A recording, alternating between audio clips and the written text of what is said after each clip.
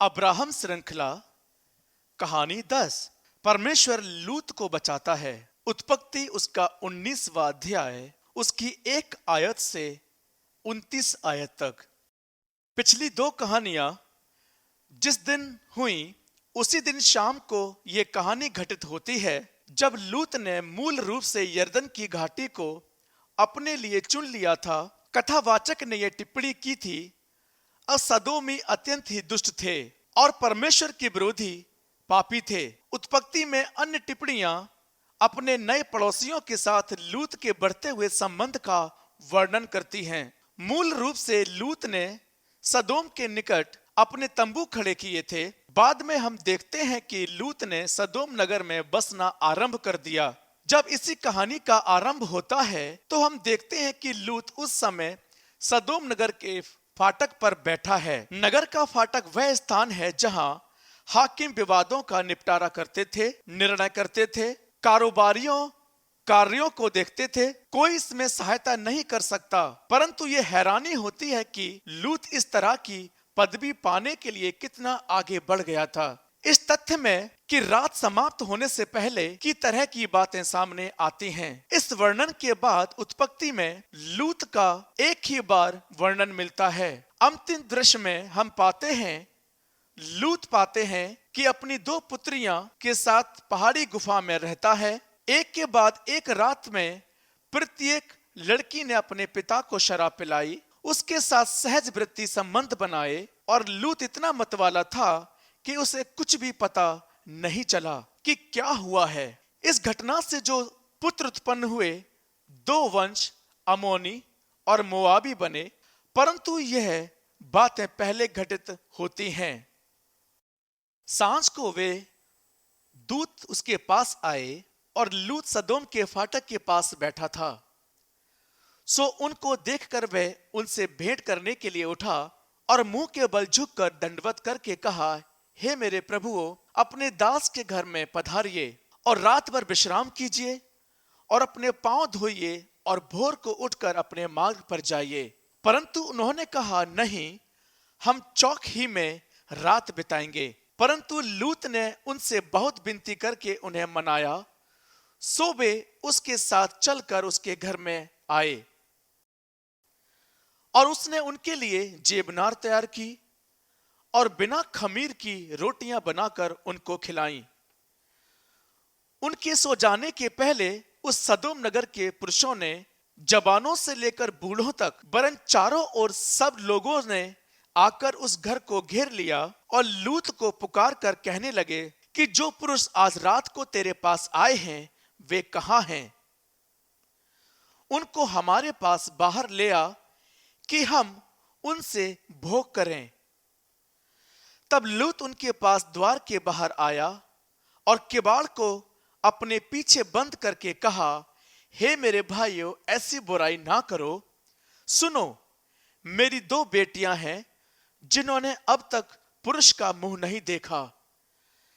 इच्छा हो तो मैं तुम्हारे पास बाहर ले आऊं और तुमको जैसा अच्छा लगे वैसा ही व्यवहार उनसे करो, पर इन पुरुषों से कुछ ना करो, क्योंकि ये मेरी छत तले आए हैं। परंतु सदोमी पुरुषों ने कहा, हट जा। फिर वे कहने लगे, तू एक परदेसी होकर यहां रहने के लिए आया, पर अब न्याय भी बन बैठा। सो अब हम उनसे अधिक तेरे साथ बुराई करेंगे। सो वे उस पुरुष लूत को बहुत दबाने लगे और किवाड़ तोड़ने के लिए निकट आए। तब उन दूतों ने हाथ बढ़ाकर लूत को अपने पास घर में खींच लिया और किवाड़ को बंद कर लिया। और उन्होंने क्या छोटे क्या बड़े सब पुरुषों को घर के द्वार पर थे अंधा कर दिया। सो वे द्वार को टटोलते टटोलते थक गए। फिर उन दूत ने लूत से पूछा, यहां तेरे और कौन कौन है? दामाद, बेटे, बेटियां व नगर में तेरा जो कोई हो, उन सबों को लेकर इस स्थान से निकल जा, क्योंकि हम ये स्थान नाश करने पर हैं। इसलिए कि उसकी चिल्लाहट यहोवा के सम्मुख बढ़ गई है और यहोवा ने हमें इसको नाश करने के लिए भेज दिया है।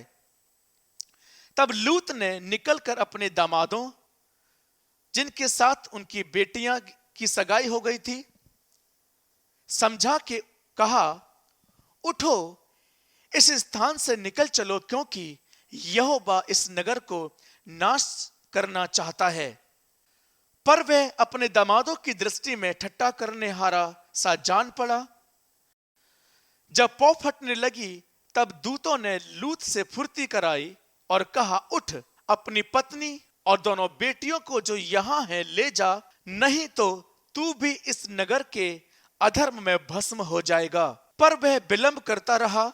इससे उन पुरुषों ने उसका और उसकी पत्नी और दोनों बेटियों का हाथ पकड़ लिया, क्योंकि यहोवा की दया उस पर थी, और उसको निकाल कर नगर के बाहर कर दिया। तब उनमें से एक दूत ने कहा, अपना प्राण लेकर भाग जा, पीछे की ओर ना ताकना और तराई भर में ना ठहरना, उस पहाड़ पर भाग जाना, नहीं तो तू भी भस्म हो जाएगा। परंतु लूत ने उनसे कहा, हे प्रभु, ऐसा ना कर, देख तेरे दास पर तेरी दृष्टि बनी रहे, और तूने इसमें बड़ी कृपा दिखाई कि मेरे प्राण को बचाया है। पर मैं पहाड़ पर भाग नहीं सकता, कहीं ऐसा ना हो कि कोई विपत्ति मुझ पर आ पड़े और मैं मर जाऊं। देख, वे नगर ऐसा निकट है कि मैं वहां भाग सकता हूं, और वह छोटा भी है, मुझे वहीं भाग जाने दे। क्या वह छोटा नहीं है और मेरा प्राण बच जाएगा?